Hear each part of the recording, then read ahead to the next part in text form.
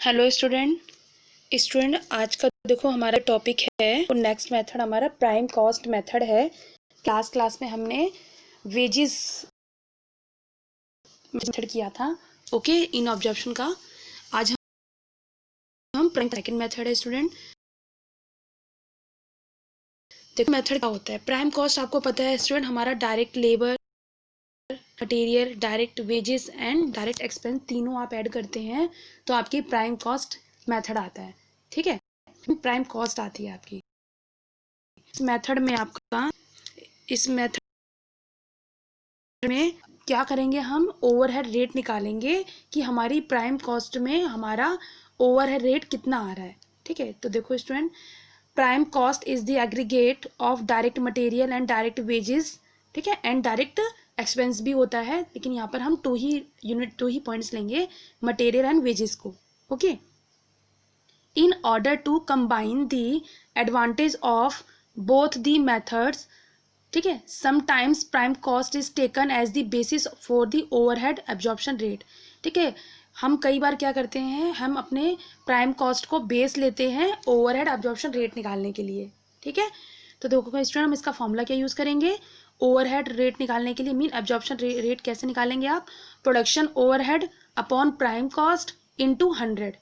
Okay, तो production मान लीजिए एग्जांपल है आपका, प्रोडक्शन ओवरहेड आपके पास 80,000 है एंड प्राइम कॉस्ट आपकी 1 लाख है, तो ऑब्जर्प्शन ओवरहेड रेट कितनी आ गई स्टूडेंट, 80,000 अपॉन 1 लाख इंटू 100। इसको सॉल्व किया तो आपने 80% आया आपका। ठीक है, तो अब मान लीजिए if the prime cost of A job ₹500। ठीक है, मान लीजिए आपकी प्राइम कॉस्ट जॉब की 500 आती है, तो production overhead to be absorb by the job, तो आपकी प्रोडक्शन ओवरहेड जो है आपकी जॉब से जो अब्जॉर्ब की जा रही है विल बी 80% की जा रही है, तो 500 का 80% कितना आ गया, 400 आ गया। ठीक है, मीन आपकी जो 500 में से 400 आपका ओवरहेड अब्जॉर्ब किया जा रहा है। ओके, तो थ्रू देखो स्टूडेंट, दो overhead are more related to labour cost than material cost. कई बार आपको पता है कि जो ओवरहेड होते हैं वो रिलेटेड होते हैं लेबर से भी एंड मटेरियल कॉस्ट से भी। ठीक है, the method gives equal importance to both material and labour. ये जो मेथड है हमारा प्राइम कॉस्ट मेथड, ये इक्वल इंपॉर्टेंस देता है मटेरियल को एंड लेबर को, दोनों को। If the cost of material is a considerable item of prime cost, the time factor will be ignored under this method and this is main limitations of this method। अगर मान लीजिए cost of material आपका हम consider कर रहे हैं prime cost में, तो यहाँ पर स्टूडेंट आप टाइम फैक्टर को इग्नोर करेंगे। ठीक है, टाइम फैक्टर हमें इग्नोर करना होता है, हमें सिर्फ मटेरियल लेना होता है। तो जब हम टाइम फैक्टर इग्नोर करते हैं, यही इसका मेन एक लिमिटेशंस है इस मेथड का। ठीक है, कि यहाँ पे हमें टाइम को इग्नोर करना पड़ता है।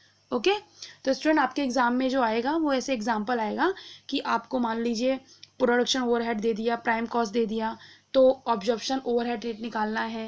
ठीक है, तो ऐसे एग्जाम्पल से आप इसको आप प्रैक्टिस करके उसके लिए आप प्रिपरेशन कर सकते हैं। ओके, तो प्राइम कॉस्ट मेथड आपका यहाँ पे कंप्लीट हो गया है। ठीक है, नेक्स्ट क्लास में नेक्स्ट मेथड करेंगे। Okay, thank you, bye and take care. और स्टूडेंट प्लीज़ लाइक और कमेंट जरूर कीजिए। ठीक है, थैंक यू।